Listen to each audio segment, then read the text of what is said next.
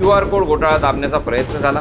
अर्थात या तक्रारीमुळेच राजीनामा झाला, कारण हा साधा सुद्धा अधिकारी नव्हता। हा राजीनामा केवळ वैयक्तिक निर्णय आहे का? कोणता अधिकारी कोणत्या गटाच्या जवळचा आहे? राजकारण आणि प्रशासन लोकशाहीचे दोन महत्त्वाचे आधारस्तंभ, पण जेव्हा हे दोन्ही एका घरात एकत्र येतात तेव्हा प्रश्न निर्माण होतात। आणि जेव्हा त्या घरातील एका वरिष्ठ अधिकाऱ्याचा अचानक राजीनामा येतो तेव्हा चर्चांना अधिक उधाण येतं।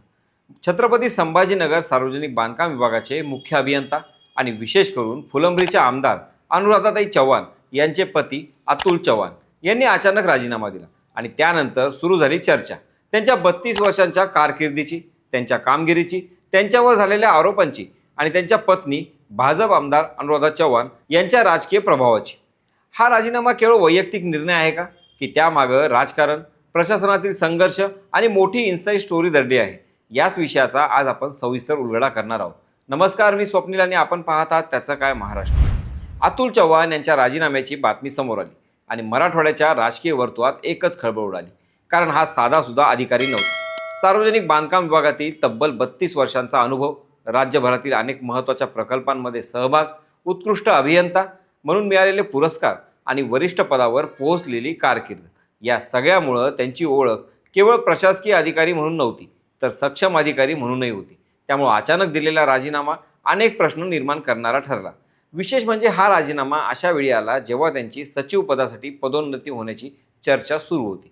पात्र अधिकाऱ्यांच्या यादीत त्यांचं नाव होतं, पदोन्नतीची फाईल शासनाकडे पोहोचली होती, मात्र शेवटच्या क्षणी निर्णय झाला नाही। याच काळात त्यांची मुंबईला बदली झाली आणि 31 जुलैपर्यंत रुजू होण्याचे आदेशही देण्यात आले। पण रुजू होण्याऐवजी त्यांनी थेट राजीनामा देण्याचा निर्णय घेतला। इथेच राजकीय चर्चांना सुरुवात झाली, कारण अतुल चव्हाण हे केवळ वरिष्ठ अधिकारी नाहीत, तर फुलंब्रीच्या भाजप आमदार अनुराधा चव्हाण यांचे पती आहेत। महाराष्ट्रात अनेकदा प्रशासन आणि राजकारण यांच्यातील सीमारेषा चर्चेचा विषय ठरली आहे। जेव्हा एखादा अधिकारी, त्याच कुटुंबातील व्यक्ती सक्रिय राजकारणात असते तेव्हा हितसंबंधाचा संघर्ष होऊ शकतो का, असा प्रश्न विरोधक सातत्यानं उपस्थित करत आले आहेत। या प्रकरणातही काही तक्रारी शासनापर्यंत गेल्याची चर्चा आहे। अर्थात या तक्रारीमुळेच राजीनामा झाला असा कोणताही अधिकृत दावा नाही, पण या घडामोडींनी संशयाचे वातावरण नक्कीच निर्माण केले। दुसरीकडे अतुल चव्हाण यांच्या समर्थकांचा युक्तिवाद पूर्णपणे वेगळा आहे। त्यांच्या मते एका सक्षम अधिकाऱ्याला पदोन्नतीपासून दूर ठेवण्यात आलं।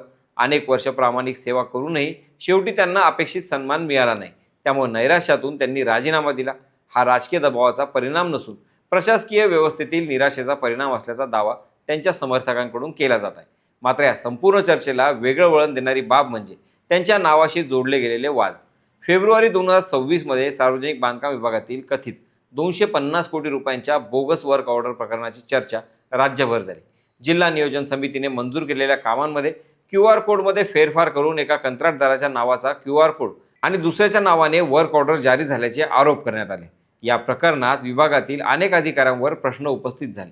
अतुल चव्हाण यांच्यावर थेट आर्थिक गैरव्यवहार सिद्ध झालेला नाही, पण त्या काळात ते विभागाचे मुख्य अभियंता असल्यामुळे संपूर्ण विभागाच्या जबाबदारीचा प्रश्न उपस्थित झाला। प्रशासनात एक तत्व मानलं जातं की एखाद्या विभागात मोठा वाद झाला तर त्या विभाग प्रमुखाची नैतिक जबाबदारी ठरते, त्यामुळे त्यांच्या भूमिकेवर प्रश्न उपस्थित होणं स्वाभाविक होतं। याच वेळी शिवसेना उद्धव बाळासाहेब ठाकरे पक्षाचे विधान परिषदेचे विरोधी पक्षनेते अंबादास दानवे यांनी मोठा आक्षेप घेतला। विभागातीलच अधिकाऱ्यांकडून विभागाची चौकशी होणार असेल तर ती निष्पक्ष कशी राहील, असा प्रश्न त्यांनी उपस्थित केला। निवृत्त न्यायाधीशांच्या अध्यक्षतेखाली स्वतंत्र चौकशी व्हावी अशी त्यांची मागणी होती। विरोधकांचा मुद्दा असा होता की स्वतःच्या विभागातील अधिकारी स्वतःच्या सहकाऱ्यांची चौकशी करत असतील तर जनतेचा विश्वास बसणार नाही। या प्रकरणात फुलंब्रीचे सरपंच मंगेश साबळे यांनीही आंदोलन करत गंभीर आरोप केले। QR कोड घोटाळा दाबण्याचा प्रयत्न झाला, तक्रारदारांवर दबाव आणला गेला, पत्नी आमदार असल्याचा प्रभाव वापरला गेला, असे आरोप त्यांनी केले। या आरोपांपैकी कोणताही आरोप न्यायालयाने सिद्ध केलेला नाही किंवा अधिकृत चौकशीत अंतिम निष्कर्ष आलेला नाही।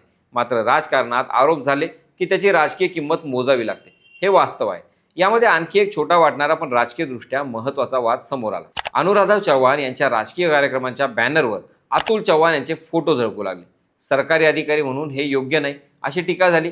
विशेष म्हणजे स्वतः अतुल चव्हाण यांनी कार्यकर्त्यांना लेखी पत्र देऊन माझा फोटो राजकीय बॅनरवर वापरू नका अशी विनंती केली होती, कारण सरकारी अधिकाऱ्याची तटस्थ प्रतिमा जपणं आवश्यक असतं। या पत्रामुळे त्यांनी स्वतः अंतर राखण्याचा प्रयत्न केला, हे देखील स्पष्ट झालं। आता या संपूर्ण घडामोडीकडे व्यापक राजकीय दृष्टिकोनातून पाहिलं तर काही महत्त्वाचे प्रश्न निर्माण होतात। महाराष्ट्रात गेल्या काही वर्षात प्रशासनातील वरिष्ठ अधिकाऱ्यांच्या बदल्या, पदोन्नती आणि निर्णय यावरून सातत्यानं राजकीय चर्चा होत आहेत. कोणता अधिकारी कोणत्या गटाच्या जवळचा आहे, कोणावर कोणाचा प्रभाव आहे, अशा चर्चा नवीन नाहीत. त्यामुळे अतुल चव्हाण यांच्या प्रकरणाकडे केवळ वैयक्तिक निर्णय म्हणून पाहिलं जात नाही. यात आणखी एक महत्त्वाचा पैलू म्हणजे भाजपचं अंतर्गत राजकारण. मराठवाड्यात भाजपमध्ये अनेक प्रभावी नेते आहेत. प्रत्येकाचा स्वतंत्र राजकीय प्रभाव आहे. अशा परिस्थितीत एखाद्या आमदाराच्या कुटुंबातील वरिष्ठ अधिकाऱ्याभोवती वाद निर्माण होणं हे केवळ प्रशासकीय प्रकरण राहत नाही, तर त्याचे राजकीय पडसादही उमटू लागतात. विशेषतः मराठवाड्यातील नेतृत्व, गटबाजी आणि भविष्यातील राजकीय समीकरणांच्या चर्चांमध्ये अशा घटनांचा उल्लेख होणं साहजिक आहे. मात्र या प्रकरणाचा कोणत्याही विशिष्ट नेत्याशी थेट संबंध असल्याचा कोणताही अधिकृत पुरावा उपलब्ध नाही. दुसरीकडे अतुल चव्हाण यांच्या कामगिरीकडे दुर्लक्षही करता येणार नाही.